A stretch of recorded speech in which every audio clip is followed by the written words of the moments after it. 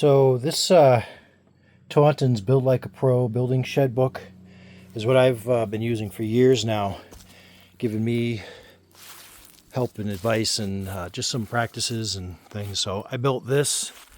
I did not build this original shed here, but I did build in line with it back there, and then I added on this whole structure here. I think I built that goat shed before I got the book, and I also built the donkey shed around back that's now part of the garden. So this is a base for a new woodshed, a second woodshed, because our original woodshed that when we moved in, it was built like an afterthought. It was like a joke. Even at the time, me not being a carpenter, I could tell just how bad it was. So this is being done. These blocks are cemented together, filled in cement, and then the smaller cinder blocks here, I use construction adhesive on there, rated for that. And then to level it out, I have these pressure treated deck pieces, or 2x4s or 2x6s, depending. And I have to wait to put down the adhesive for that once I get this all squared in. And then I know exactly where it's going to be sitting on the blocks. The blocks, I did my best trying to get them in line, but obviously they're not perfect. I'm just hoping that it'll wind up being close enough. So this is a 2x6 on top of a 2x8 mud sill with 2x6 joists going through. I'm probably going to run a row of block through there, just keep that a little more stable. It's a woodshed. It's not meant to be anything fancy. It's not going to be tight. I'm not putting plywood down on the floors. Actually, what I'm planning on using is I'm going to buy plastic pallets instead, so they don't rot out. And I'll probably just put a grit or something on them for the winter if they get a little slick. But that's the idea. And this should fit, when I'm done, about 4 cords of firewood. That's why I built it. It's roughly 10 by 12. So I built it so, 6 feet in the center. And I measured out, your standard cord of wood is 4 by 4 by 8. I readjusted that so I could get it by 6. I forgot what measurements I wrote down. This is just, I'm taking a break. It's been a long time since I did this much hammering, especially into pressure treated. And the angles is tough. I'm kind of at a diagonal here. I can't quite crouch down to get at it head on. I can't really get over it this way. And like I said, it's been a long time. I'm glad I ordered extra pressure treated, because 2 of the 2x6 pieces had, one had a pretty good crack through about 1/3 of it. And the other one has a really big bow in it and a couple of cracks and stuff too. So thought I was going to, get away with having some extra, but all I have is some extra miscellaneous scrap. Basic shed design is, it's going to be, again, like a shed design. It's just going to have a 2-on-12 slope to the roof. I'm setting it in the property here as a diagonal, so it's not going to be straight onto that shed, but mostly because that's my southern exposure, and that's also where the wind comes, pretty much from that direction, which is going to be a positive for letting the wood season, but it is going to be a problem with wind gusts. So I am going to anchor this. Once I get done doing these joists, that's probably the next step, is putting in 4 to 6 anchors. I got a couple of different things to work for that. I got cable anchors that you drive the little head into the ground, and then I also got a couple of the big twist down types that I'm probably going to use on this end, just because the gap is so high here. The cable anchor ones probably, that's the length of the cable that was supposed to go underground. So I bought some extra cable. I got to rig something together for that. And then the uprights are going to be, I have 6 pieces, but I'm hoping that they're tall enough in the front. I forget how high I'm going. I think it was up to 7 feet. Anyway, but I'm going to have 3 posts, 2 on the ends and then 1 in the center. And I still got I thought I had a roof idea in mind. Thinking about it, I'm not sure if it's going to be stable enough, but I'll worry about that then. But those either 4x6s or 6x6s are just going to sit right here in the corner be driven in with lags, and I'll secure them until I get the roof together, and then I'll have at least one row securing them side to side every way except in the front. And I'm blathered on enough. Here's my supervisor coming to check on my progress. Hi, Misha. So I give my wrist a little bit more of a break in my forearm. I think that's why the last nail I drove went off. Bent. I was able to straighten it, but I think it's just I was starting to get a little bit of a cramp in my forearm. Anyway, back to work. I can see it. Come on.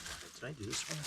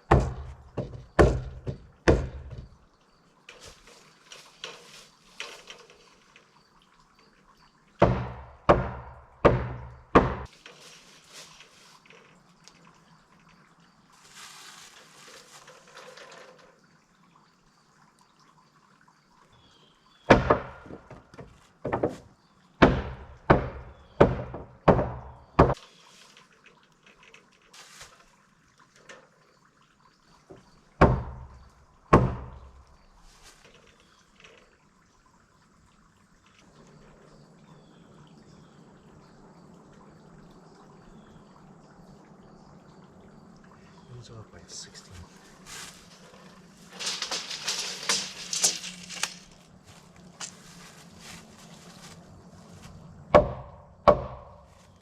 Enough.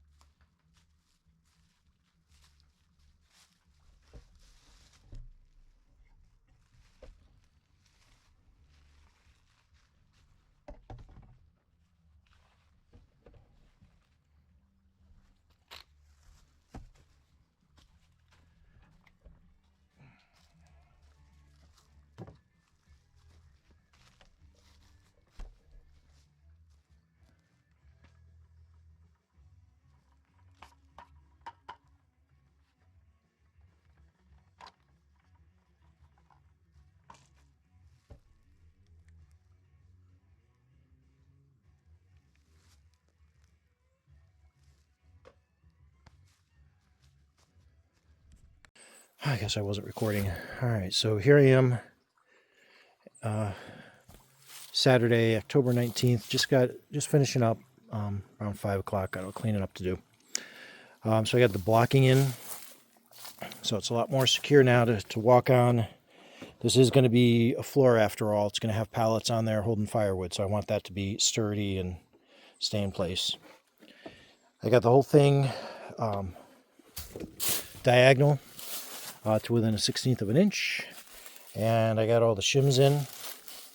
So even though it's not a Ryobi video, of course I used the impact driver and still got a full battery, but there were 9 blocks, 4 screws on 9 blocks, pressure treated, and then I used the circular saw, and I made 8 cuts on the 2x6s, and then every one of those 9 blocks had a cut, and then for the shims I think there were 4 pieces that were cut. So all of that in pressure treated. I have started off full battery. I got 2 bars left, and this is a 18-volt lithium 4 amp hour high performance. So that just got used by the saw, and like I said, the impact driver battery is full. So tomorrow it's just going to be doing the anchor cables, anchor bolts in, at least 4 of them I want to get in. I'm going to have to make my own cable for that side because the kit's, that's about as long as it is from the mud sill to the ground, so I want to get it in the ground as far as I can. So I got to figure that out. But that's probably going to be a lot of fussing around, so I may film some of that too. But that's about it for today. It's a lot more secure now with the blocking in there. And because this is going to hold a lot of firewood, I want to make sure that that floor was stable, in all directions. All right.